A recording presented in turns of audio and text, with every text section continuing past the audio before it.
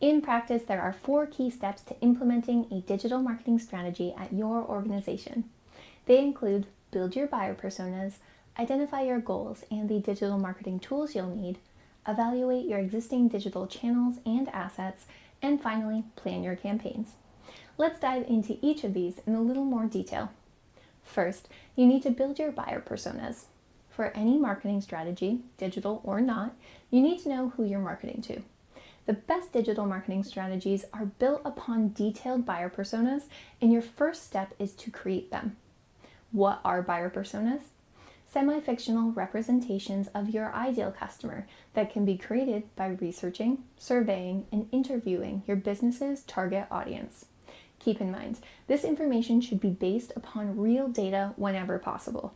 That's because making assumptions about your audience can cause your marketing strategy to move in the wrong direction. To get a full idea of your buyer persona, your research pool should include a mixture of current customers, prospects, and people outside your contacts database who align with your target audience. Need some help creating and tracking your buyer personas? Look no further. Here are a couple recommended tools. If you're just starting out, try the Map My Persona tool. Use this interactive web page to create professional, customizable buyer personas in minutes with the help of HubSpot's intuitive free generator. If you're already experienced with the concept of buyer personas, use the HubSpot persona template to help you easily organize your research as you create your very own buyer personas. And finally, keep track of all the great research and brainstorming you've done directly in your HubSpot account using the HubSpot Buyer Persona tool. After building your personas, your next step is to identify your goals and the digital marketing tools you'll need. Your marketing goals should always have a direct connection to the fundamental goals of your business. For example, say your business's goal is to increase online revenue by 20%. To help contribute to that success, your marketing goal might be to generate 50% more leads through your website. Looking for tools to set effective marketing goals? No problem. First up is the HubSpot Marketing Plan template. Use this high-level marketing plan template to outline your annual marketing strategy, identify top priorities, and more. Next, try the Inbound Goal Calculator. This editable PDF is used by HubSpot consultants, helping companies set up their initial inbound strategies. Use it as a template to add tangible numbers to the goals that you set. Both resources can be located in the Resources tab of this video. So you're well on the way to determining your marketing goals. Now it's time to get critical with your actual marketing tools. How? When determining if a marketing tool is right for you, use the following factors to guide your evaluation process and help you make the best purchase decision. User interface. Consider how simple or overwhelming the platform's user interface is designed. Many, if not all, platforms will claim they have an intuitive and easy-to-use platform, but this isn't always the case.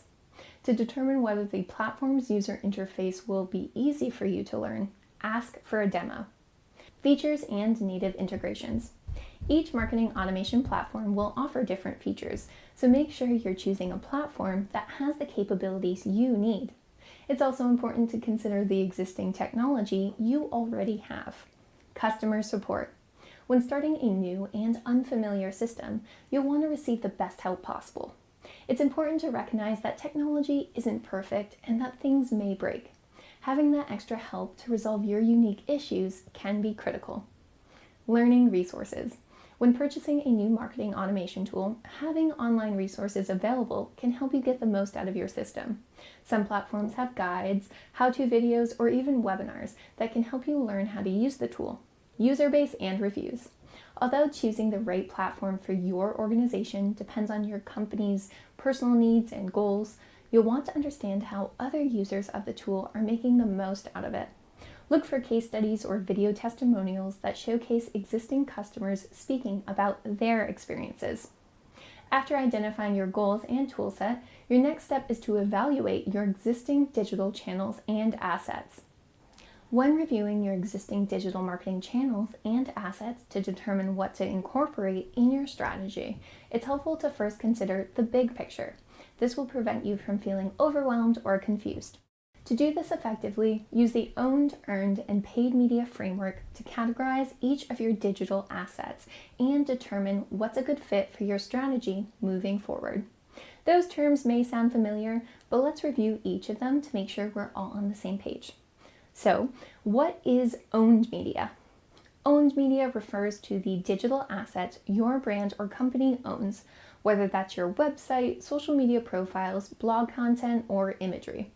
These are the owned channels that your business has complete control over. Owned media can also include some off-site content you created that isn't hosted on your website, like a blog post that you published on Medium. Then, what is earned media? Earned media refers to the exposure you earn through word-of-mouth marketing, whether that's content you've distributed on other websites like guest blog posts, PR work that you've been curating, or the customer experience you've delivered. Earned media is the recognition you receive as a result of these efforts. You can earn media by obtaining mentions in the news or through positive reviews, as well as by people sharing your content through their networks or social media channels. Finally, what is paid media? Paid media refers to any vehicle or channel you finance to catch the attention of your buyer personas. This includes things like Google Ads, paid social media posts, native advertising, or other medium through which you pay in exchange for increased visibility. Keep in mind, content can be repurposed into different types of media. Let's say you have an owned piece of content on a landing page that's been created to help you generate leads. You know you want to incorporate different parts of this framework rather than just working with owned, earned, or paid media alone.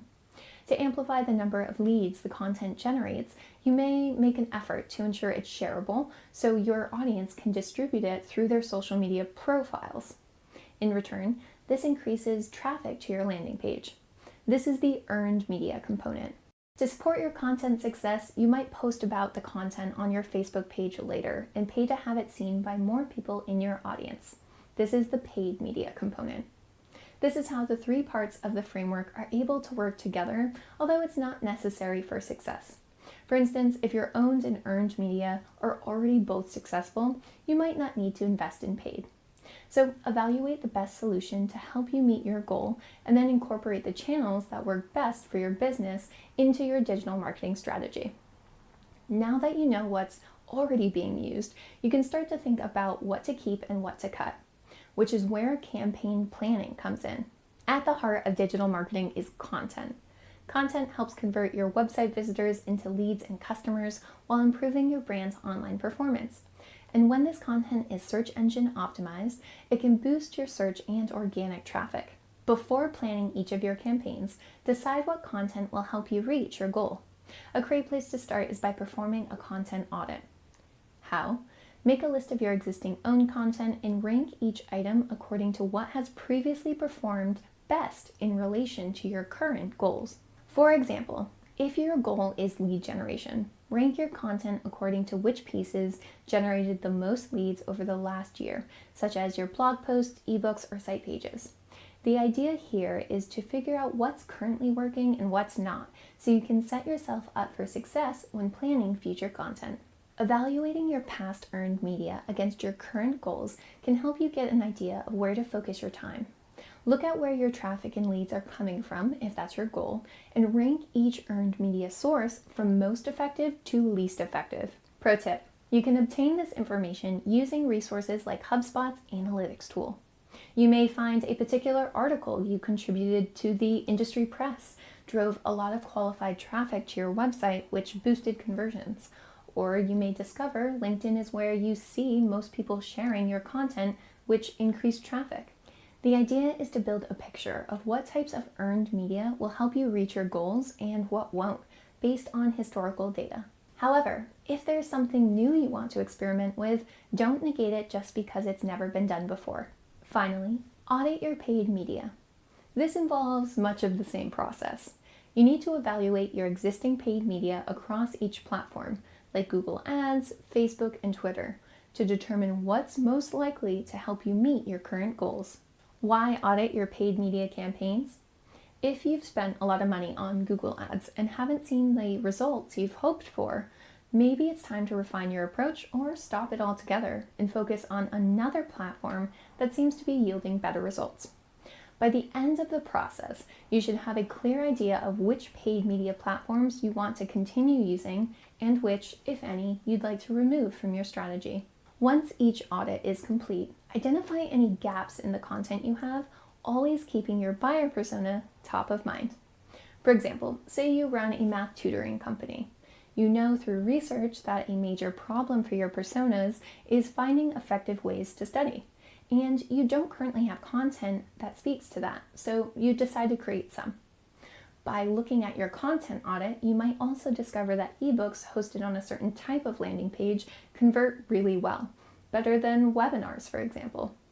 In this case, you might make the decision to add an ebook about how to make studying more effective to your content creation plans, which brings us to the development of your content creation plan. Based on your findings and the gaps you've identified, make a content creation plan outlining the content that's necessary to help you hit your goals. A content creation plan should include the title, the content format, the goal, the planned promotional channels, notes on why you're creating the content, as well as the priority level of the content.